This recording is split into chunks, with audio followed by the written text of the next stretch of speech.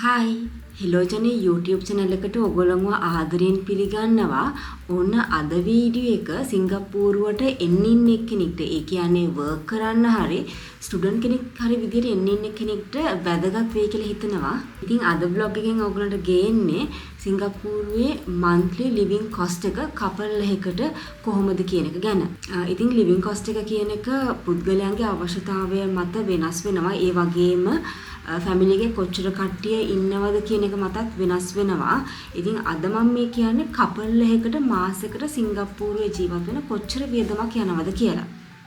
ඉතින් පළවෙනි එක්ස්පෙන්ස් එක විදියට හවුස් රෙන්ටල් එක ගන්න පුළුවන්. අපි මේ ඉන්න කොන්ඩෝ එකට අපි මාසෙකට සිංගප්පූරු ඩොලර් 3000ක් ගෙවනවා.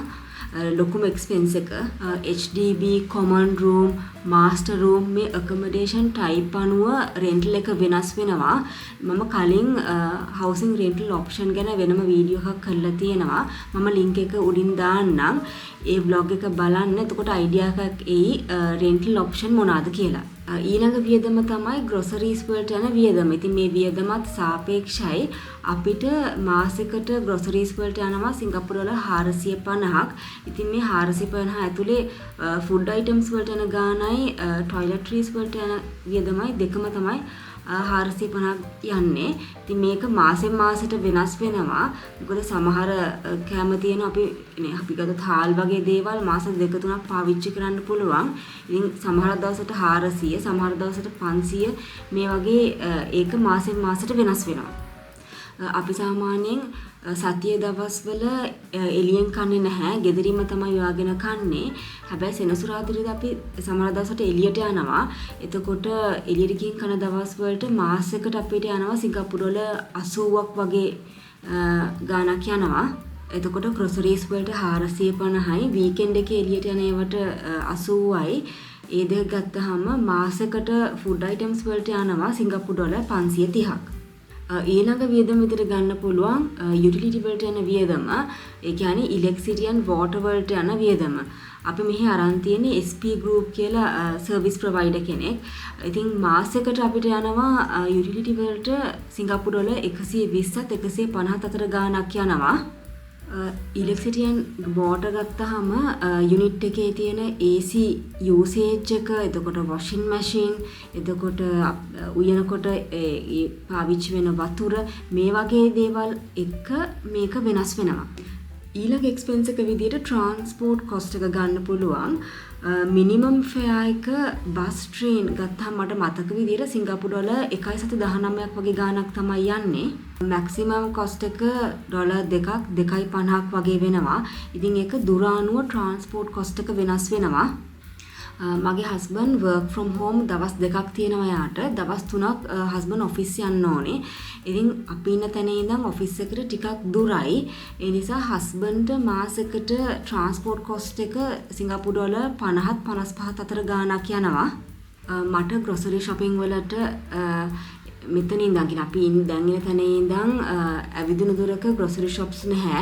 එතකොටම ට්‍රේන් එක ගන්න වෙනවා. එතකොට ඒ වැඩවලටයි එතකොට වීඩියෝ වැඩවලටයි මම එළියට යනවා. එතකොට මට මාසෙකට ට්‍රාන්ස්පෝර්ට් කොස්ට් එක සිංගප්පූරු ඩොලර් 40ක් වගේ යනවා. ඊට අමතරව අපි සැටර්ඩේ සන්ඩේ එළියට යන ඒවත් එක්ක ඕවරෝල් අපි දෙන්නට ට්‍රාන්ස්පෝර්ට් කොස්ට් එක මාසෙකට සිංගප්පූරු ඩොලර් 120ක් යනවා. ඊළඟ වියදම තමයි ඉන්ටර්නෙට් වලට යන වියදම. සිංගප්පූරුවේ සර්විස් ප්‍රොවයිඩර්ස්ලා කීප දෙනෙක් ඉන්නවා. අපි අරන් තියෙන්නේ Singtel සර්විස් ප්‍රොවයිඩර්. ඉතින් අපිට මාසෙකට Wi-Fi වලට යනවා සිංගප්පූරු ඩොලර් 64ක්. ඊළඟ වියදම තමයි මොබයිල් data වලට යන වියදම. ඉතින් මොබයිල් data වලට අපි යූස් කරන්නේ Singtel සර්විස් ප්‍රොවයිඩර්. ඉතින් ඒකට මාසෙකට අපිට ගාණක් යනවා. අපි එක monthly plan එකක් තමයි තියෙන්නේ. 50 GB තියෙනවා. එතකොට 500 call minutes තියෙනවා. free incoming calls. ඉතින් මාසෙකට මේක අපි දෙන්නටම ඇති. එතකොට එක්කෙනෙක්ට mobile data වලට සිංගප්පූරු ඩොලර් 15ක් යනවා. එතකොට දෙන්නටම මාසෙකට සිංගප්පූරු ඩොලර් 30ක් යනවා. ඊළඟ එක්ස්පෙන්ස් එක තමයි ඉන්ෂුරන්ස් එක. සිංගප්පූරු ඉන්න කෙනෙක්ට අනිවාර්යයෙන්ම තියෙන ඕන දෙයක් තමයි මෙඩිකල් ඉන්ෂුරන්ස් එක. මොකද සිංගප්පූරුවේ මෙඩිකල් එක්ස්පෙන්සස් ගොඩක් වැඩි. වර්ක් කරන අයට තමන්ගේ කම්පැනි එකෙන් ගොඩක් වෙලාවට මෙඩිකල් ඉන්ෂුරන්ස් එකක් දෙනවා. හැබැයි මේ මෙඩිකල් ඉන්ෂුරන්ස් එක කවරේජ් එක මදි නම් වෙනම ඉන්ෂුරන්ස් එකක් දාගන්න පුළුවන්. මෙඩිකල් ඉන්ෂුරන්ස් එකට අපි දෙන්නටම මාසෙකට සිංගප්පූරු ඩොලර් 175ක් යනවා. මම මේක නිකන් කියන්නේ අපි දුම අපි OPD කියන්නේ GP කෙනෙක් ගාවට යනවා කියලා කැස්සක් හෙම්බිරිස්සාවක් හැදිලා. එතකොට කන්සල්ටේෂන් වලට සිංගප්පූරු ඩොලර් 25ක් වගේ යනවා. එතකොට බෙහෙත් වලට සිංගප්පූරු ඩොලර් 70ක් වගේ යනවා. එතකොට විසිට් එකකට මෙඩිකල් එක්ස්පෙන්සස් වලට සිංගප්පූරු ඩොලර් 95ත් 100ත් අතර ගාණක් යනවා.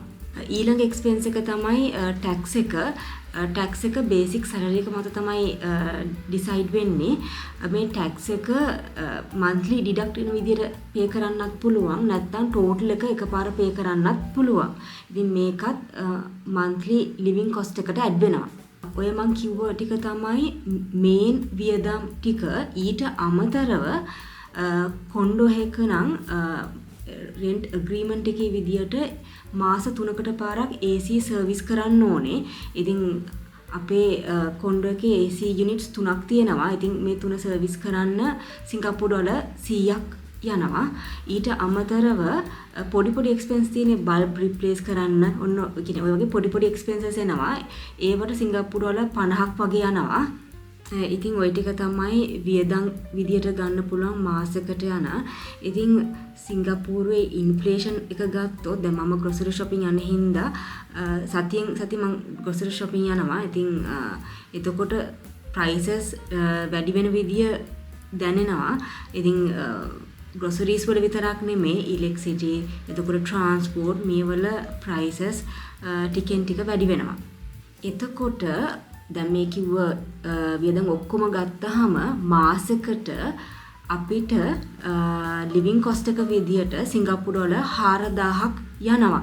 මේ 4000 ඇතුලේ මම ටැක්ස් එක ඉන්ක්ලූඩ් කරලා නැහැ. ටැක්ස් එක ඉන්ක්ලූඩ් කරන්න ඉතින් අපිට 4000ක් යනවා මාසෙකට. ඒ මං කිව්වේ එක්ස්පෙන්සස් වලින් වැඩිම පෝෂන් එකක් යන්නේ රෙන්ට් එකට, ඒ වගේම මෙඩිකල් එක්ස්පෙන්සස් වලට. ඒ අරුණාම අනිත් ඒවා තමන්ගේ ලයිෆ් ස්ටයිල් එක අනුව ඒ ලිවිං කොස්ට් එක වෙනස් වෙනවා. ඉතින් සිංගප්පූරුවට මූව් වෙන්න ඉන්න කෙනෙක්ට මේ එක්ස්පෙන්සස් බලලා මාසෙකට කොච්චර යන වියදම ගැන බලලා තමන්ට මොන වගේ සැලරි එකකට ගියොත් හොඳයිද කියන එක ගැන අයිඩියා එකක් ඒ කියලා හිතෙනවා. මොකද සිංගප්පූරුව කියන්නේ cost of living වැඩිම රටක්. ඉතින් ඉතුරු කරන්න නැත්නම් එතනත් ප්‍රශ්නයක්නේ. ඒකෙ හින්දා එක්ස්පෙන්සස් බලලා ඒ තමන්ට සුදුසු සැලරි එක ඒගොල්ලන්ට ඩිසයිඩ් කරගන්න පුළුවන්. ඉතින් මම හිතනවා මේ වීඩියෝ එක සිංගප්පූරුවට එන්න ඉන්න කෙනෙක්ට ගොඩක් වැදගත් වීඩියෝ එකක් වෙයි කියලා. එහෙනම් අදට මම මෙතනින් vlog එක ඉවර කරනවා. තවත් දවසක අලුත් වීඩියෝ එකකින් හම්බ වෙමු.